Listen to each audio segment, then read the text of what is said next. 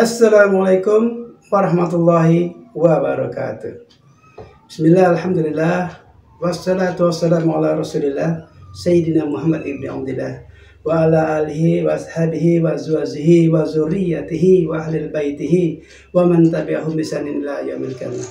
Asyhadu an la ilaha illallah wahdahu la syarikalah wa asyhadu anna Muhammadan abduhu wa rasuluhu la nabiyya ba'da.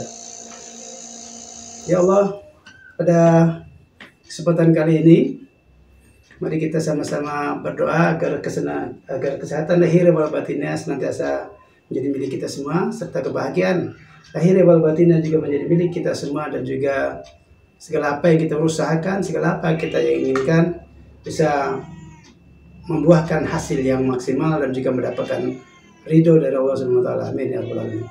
Kepada sahabat, seperti biasa pada ulasan kali ini, di video yang sangat sederhana ini, saya akan kembali mengulas tentang capres dan cawapres yang akan berkompetisi pada tahun 2024 nanti, tepatnya 14 Februari 2024. Kita sama-sama mendengar bahwa tiga capres ini sepertinya sudah mantap penamaannya. Masing-masing adalah Anies Baswedan, Prabowo Subianto, dan juga Ganjar Pranowo.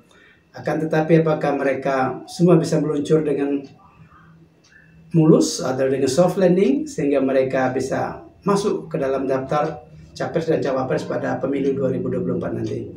Masih panjang perjalanannya, masih panjang perdebatannya yang memungkinkan mereka bisa laju atau bisa juga stop di tengah jalan.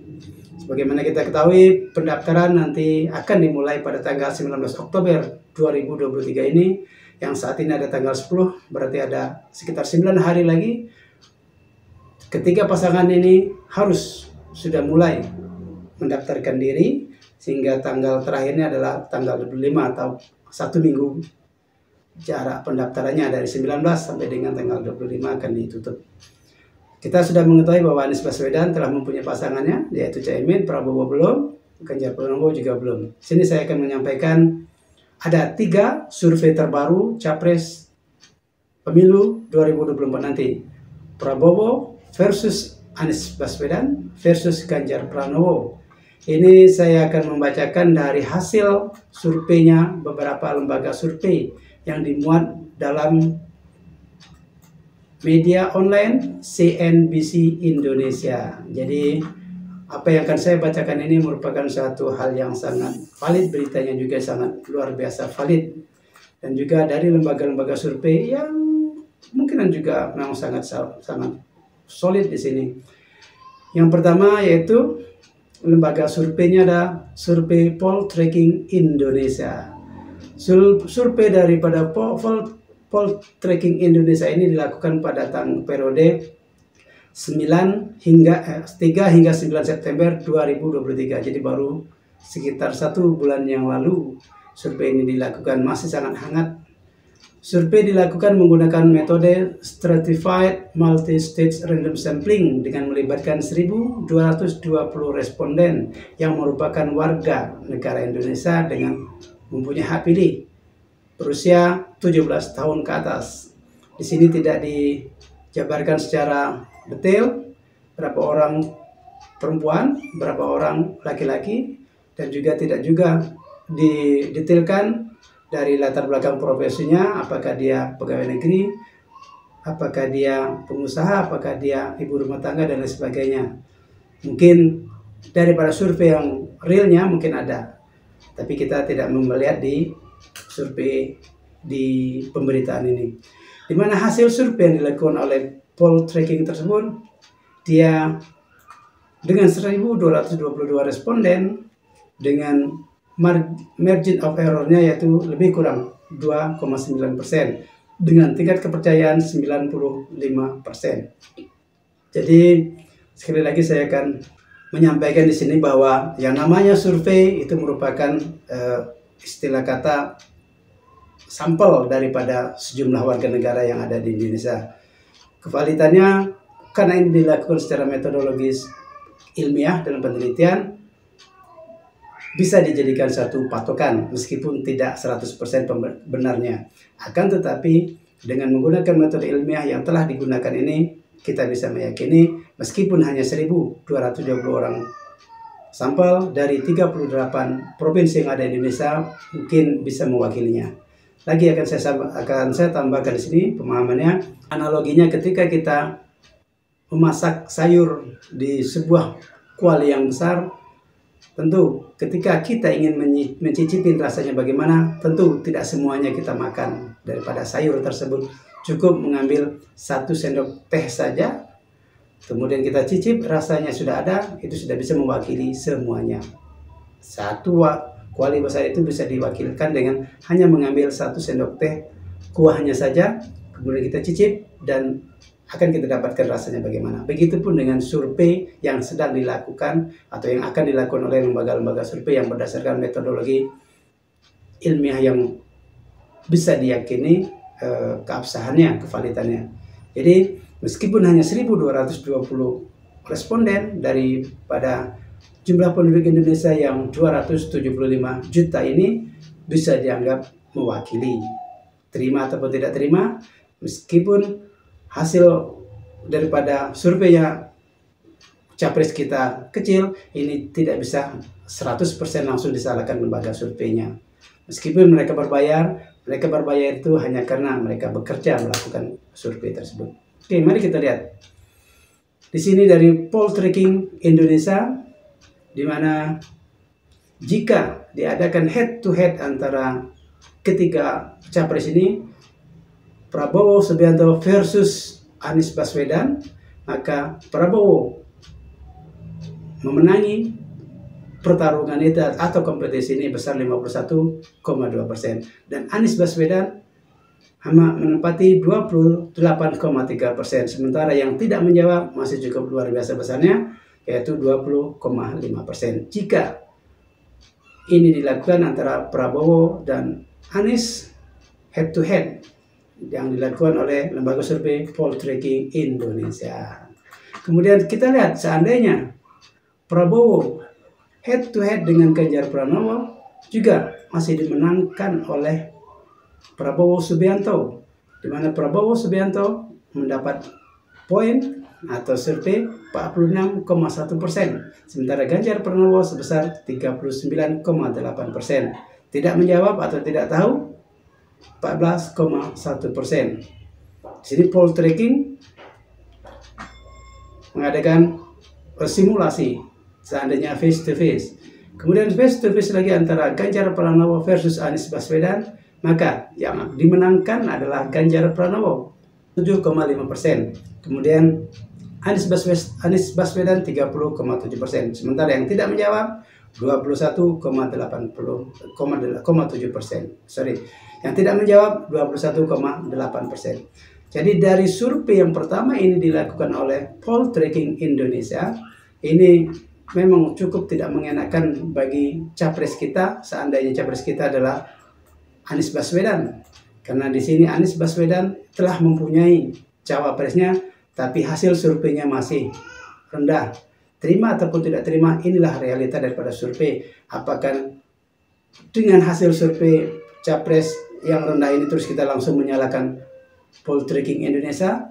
Tentu tidak akademis kita menyalahkan lembaga survei tersebut. Tentu kita perlu mengintrospeksi diri. Mengapa dengan survei yang ini justru presiden atau capres dan cawapres yang sudah ada kok malah menduduki posisi nomor 3? Sementara Prabowo Subianto dan Ganjar Pranowo belum mempunyai cawapresnya, sehingga masih jomblo tetapi sudah dianggap bisa memenangi daripada face to face pertarungan seandainya itu dilakukan face to face antara 3 pasangan tersebut. Oke, kita lanjutkan. Nanti kita ulas terakhirnya lagi, yaitu lembaga survei LSI. Lembaga survei Indonesia ini dilakukan pada tanggal 18 hingga 20 September 2023 dengan responden sebanyak 1.206 orang. 1.206 orang. Survei ini dilakukan melalui telepon dan ada 17% yang tidak tercover, artinya yang sudah direncanakan akan ditelepon ternyata tidak mengangkat teleponnya atau tidak terhubung nomor telepon tersebut. Jadi ada 17%. Target populasi survei WNI berusia 17 tahun atau sudah menikah. Pemilihan sampel dilakukan melalui random digit dialing atau RDD atau RDD adalah teknik memilih sampel melalui proses pembangkitan nomor telepon secara acak. Jadi karena secara acak ada 17% yang tidak mengangkat. Survei dilakukan dengan wawancara telepon oleh pewawancara yang sudah terlatih. Margin of error-nya lebih kurang 2,9% dengan tingkat kepercayaan 95%. Sama dengan Poll Tracking Indonesia tadi, LSI melakukannya hanya jumlah sampelnya yang lebih sedikit, 1.206 kurang 14 orang. Kemudian ini adalah hasil seandainya capres 3 orang ini di head to head kan di dalam simulasi tersebut.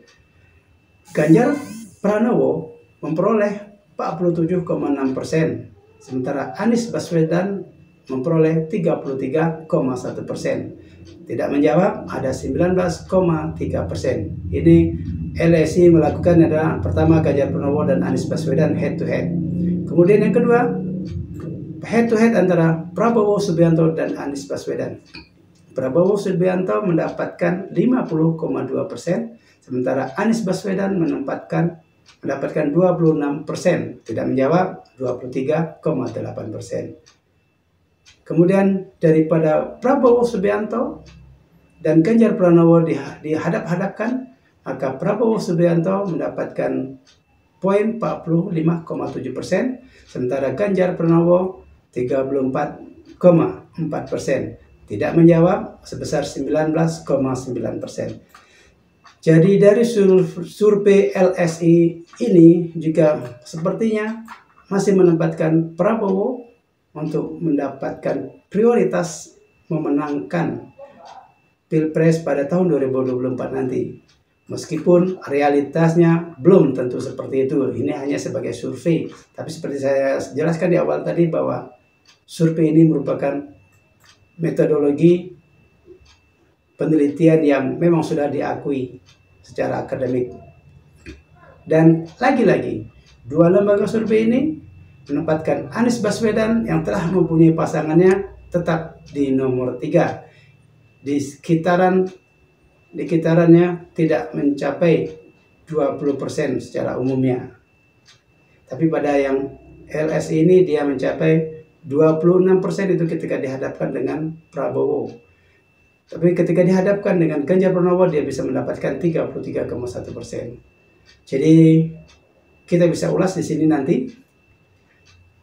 Akan tetapi ada garis besarnya lagi Anies Baswedan itu masih menempatkan suara atau urutan yang ketiga daripada lembaga survei yang dua sudah kita sebutkan tadi, yaitu Poll Tracking dan LSI. Kemudian lembaga survei yang ketiga adalah LSN atau Lembaga Survei Nasional.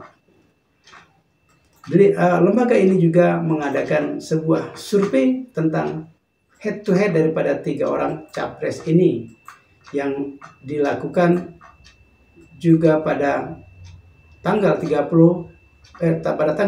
hingga 30 September 2023. Tetap karena ada survei untuk Indonesia, maka dilakukan di 38 provinsi. Sebagaimana lembaga survei yang terdahulu juga 38 provinsi dilakukan dengan secara random. Populasi dari survei ini adalah warga negara Indonesia yang minimal berusia 17 tahun atau telah memiliki KTP dan telah mempunyai HPD. Jumlah responden oleh lembaga survei LSN ini yaitu sebesar 1.420 orang responden. Diperoleh melalui teknik pengambilan sampel secara acak bertingkat atau multi-stage random sampling. Margin of error-nya 2,6%. Pada tingkat kepercayaan 95%. Oke, sama seperti lembaga survei sebelumnya. Pengumpulan data dilakukan dengan menggunakan teknik wawancara melalui telepon dengan responden oleh tenaga terlatih dengan bantuan atau pedoman kuesioner yang telah dipersiapkan. Responden terdistribusi 50% laki-laki dan 50% perempuan. Nah, sini sudah terdistribusi secara merata perempuan dan laki-laki masing-masing 50%.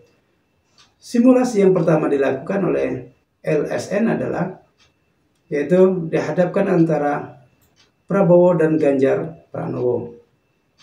Prabowo dan Ganjar Pranowo, maka Prabowo mendapatkan suara 53,5%. Ganjar Pranowo 41,2%, sangat tipis selisihnya.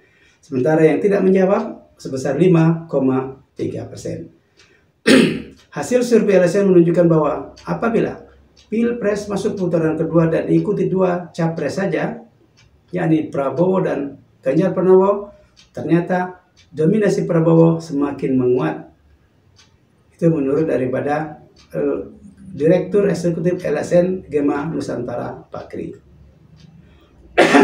Kemudian sebanyak 53,5% responden menjatuhkan pilihannya pada Prabowo, sementara 41,2% responden yang memilih menyatakan Ganjar Pranowo. LSN memprediksi Anies akan gugur pada putaran pertama Pilpres 2024. Ini lagi-lagi masih survei, tidak mengecilkan, tidak mengurangi semangat daripada capres Anies Baswedan dan Caimin, dan juga para pendukungnya, para pendukung setianya tetap bersemangat untuk mendukungnya.